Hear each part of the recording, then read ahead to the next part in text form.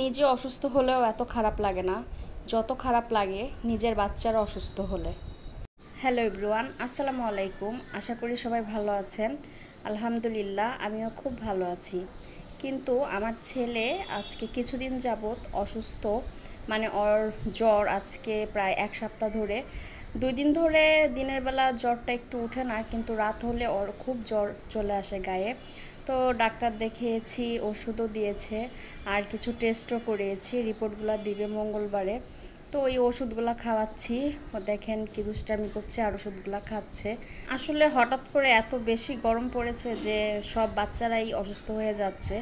বাচ্চাদের কথা বা নাই বা বলি, কিন্তু বড় মানুষরাই অসুস্থ হয়ে যাচ্ছে। বাচ্চাদের কথা আর কি বলবো। ওরা তো গরম ঠান্ডা কিছুই বুঝে না, সবসময় খেলাধুলা করে, শরীর ঘেমে যায়।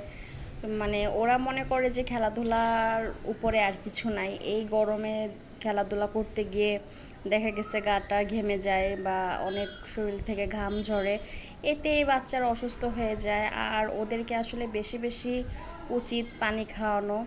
যাই হোক, ওকে সকাল সকাল আমি পানি টানি খাওয়ালাম, ওষুধ খাওয়ালাম। তো আজকে কিছুদিন থেকেই কিছু খাচ্ছে না। তো সকালে একটা রুটি খেয়ে, একটা রুটির অর্ধেক খেয়েছে।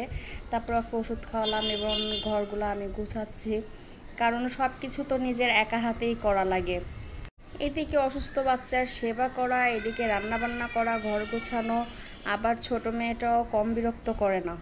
সব কিছু মিলিয়ে নানান একটা ঝামেলার মধ্যে আছি।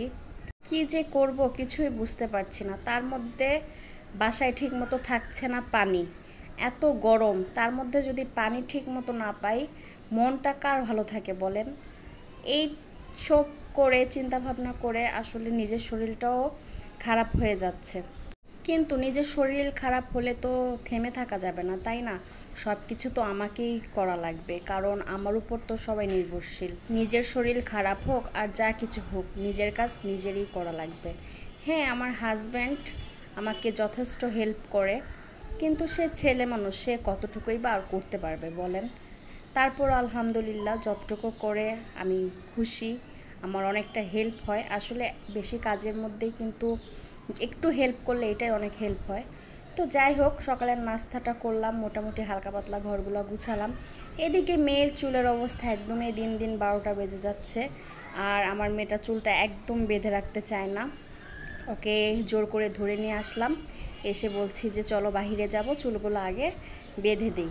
তো দেখেন, ও চুল বাঁধার সময় যে এত নড়াচড়া করে, চুল একদম বাঁধতেই চায় না। তো ওর বাবা যখন বলল যে চুলটা বাঁধো, আমরা বাহিরে যাব, তখন ও সুন্দর করে বসলো চুলটা বাঁধবে বলে। এইদিকে চা খেতে খেতে মেয়ের চুলটাও বেঁধে দিলাম। বললাম না, 2 দিন থেকে নিজের শরীরটাও বেশি ভালো না, গলাটা হঠাৎ করে অনেক ব্যথা, তো এই জন্য সকালে হলে একটু চা খাওয়ার চেষ্টা করি। আর এই তো, মেয়ের চুলটা প্রায় বাঁধা শেষ। এখন মেয়ে খেলাধুলা করবে, এদিকে আমি চা খেয়ে রান্নাবান্নার কাজে ব্যস্ত হয়ে পড়ব। আজকের ভিডিওটা এই পর্যন্তই। সবাই ভালো থাকবেন। আল্লাহ হাফেজ।